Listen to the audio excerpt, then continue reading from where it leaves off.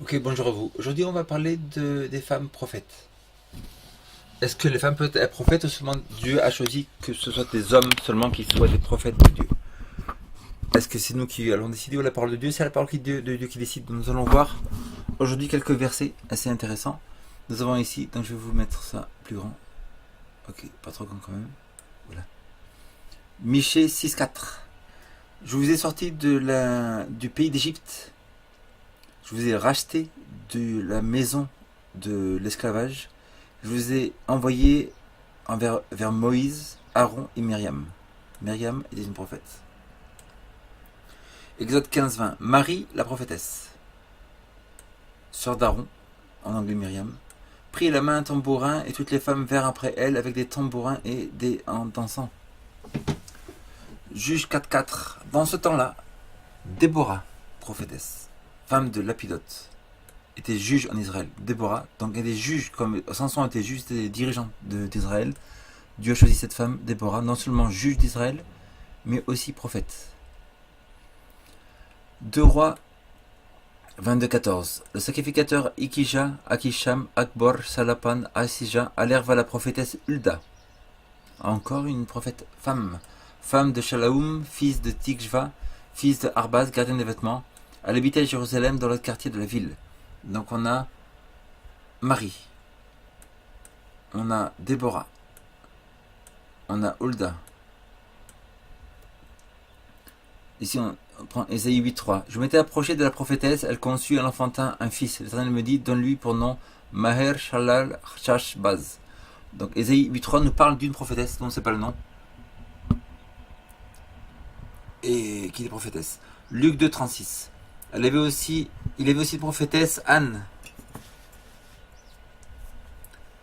fille de Panuel de la tribu d'Asser. Elle était fort avancée en âge. Elle avait vécu 7 ans avec son mari depuis sa virginité. On a aussi Anne, fille de Pénuel. Anne, femme de Panuel, aussi une prophétesse de Dieu. Acte 21. Nous partîmes le lendemain et nous arrivâmes à Césarée, étant entrés dans la maison de Philippe l'évangéliste, qui était l'un des 7. Nous logeâmes chez lui. Il avait 4 filles vierges qui prophétisaient. 4 filles qui étaient prophètes. Donc on a beaucoup de prophètes à la Bible qui sont femmes. Donc Dieu écrit dans la Bible que la femme ne doit pas prendre l'autorité au-dessus de l'homme dans l'église. Ça veut dire que la femme ne peut pas être pasteur d'une église. Elle ne peut pas diriger une conférence. Elle ne peut pas diriger une union de l'église. Mais elle peut être prophète. Elle peut prêcher des sermons, par exemple. Elle peut écrire des livres, bien sûr. Elle peut évangéliser, parce que c'est un devoir pour les femmes d'évangéliser. Et Dieu peut utiliser des femmes pour être prophète. Myriam, Marie, prophète. Déborah, prophète. Hulda, prophète.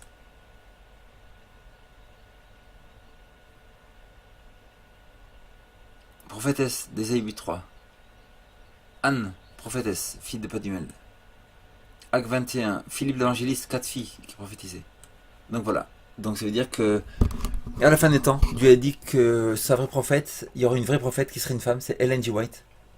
Elle n'a pas dit qu'elle serait une femme, mais si on fait la recherche, on voit que c'est très bien que c'est elle.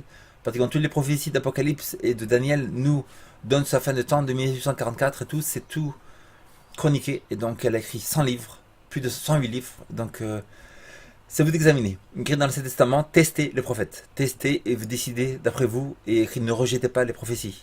Paul nous dit bien que ne rejetez pas les prophéties car on prospère. Ceux qui écoutent les prophètes prospèrent. Bonne journée.